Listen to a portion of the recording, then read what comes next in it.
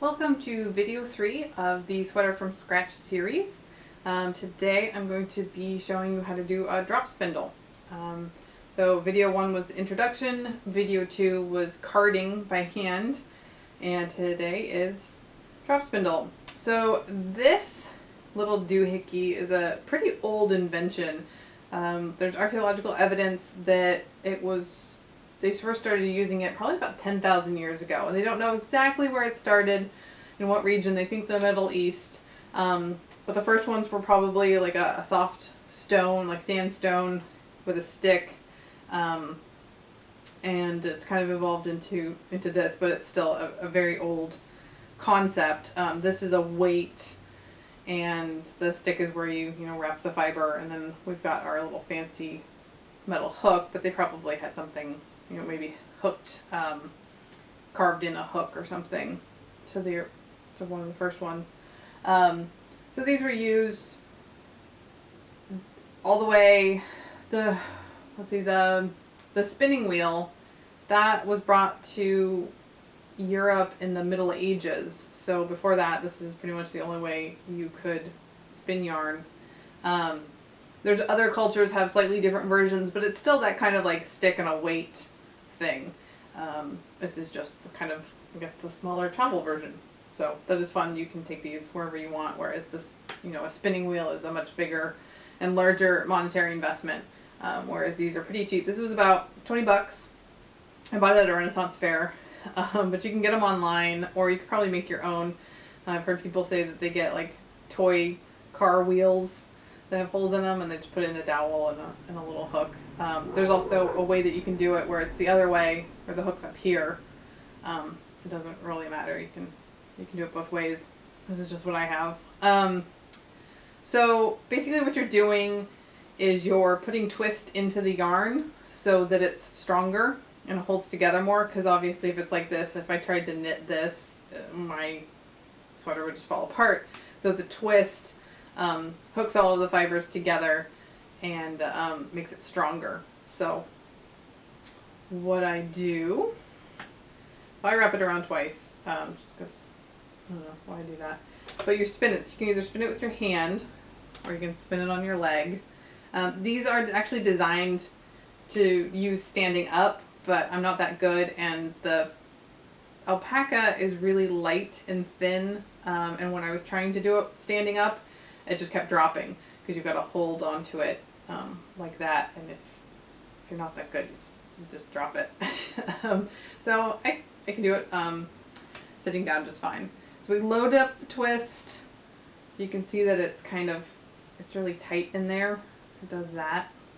And so then what I do is I take one of my Rolags and I pull it out so that I've got just a few little fibers, and I kind of connect them there, and I draft it out to the thickness I want. You can see that. And then I pinch above and I let go, and the twist goes up, and sometimes I kind of help it along up there. And then now you can see that it's less twisty, but still a good twist. So that's what you want, that it twists nicely around onto itself. And then I load it up again, and I put that over my arm so that because you don't want this getting into the fibers. That would just make a horrible mess. And again, you draft it out, and you can kind of see a little bit of the separation of the old and the new coming together, but once they're twisted up, it's all just one ply. So this is called a single ply, one ply of yarn. And what I'll do is I'll fill up this whirl, or fill up to the spindle to about the size of the whirl, and then I'll take it off and I'll do it again, and then I will ply them together. So basically I'll do kind of the same thing, only with 2 yarns, and I'll have a double ply, which it will look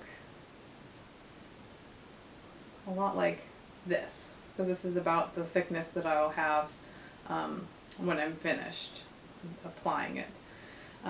So once you've gotten far enough for your arm to be out, you just twist it back in. And then mine has this handy little notch in it.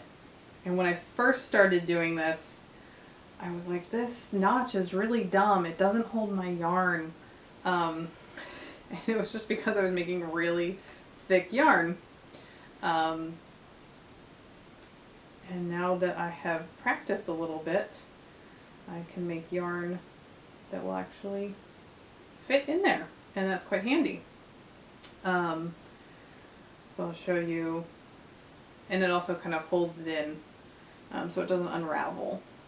So my alpaca does get absolutely everywhere because it is so light and fluffy.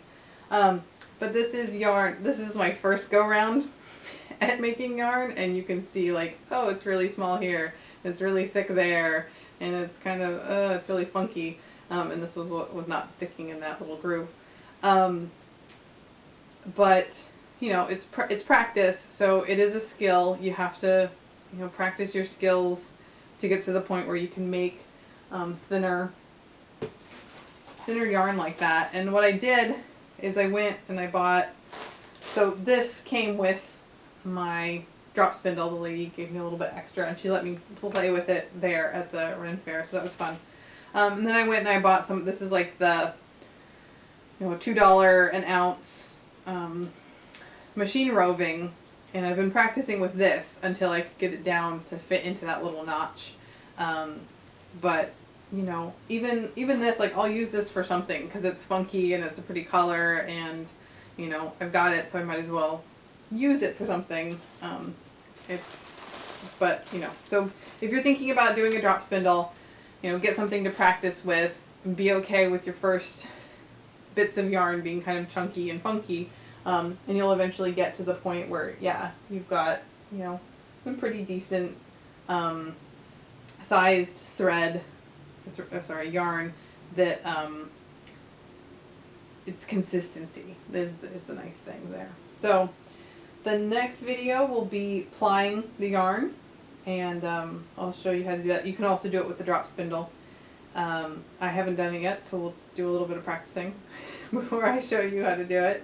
But that's kind of the fun of this, is that I've got to learn everything as I go along so that I can show you what I'm doing.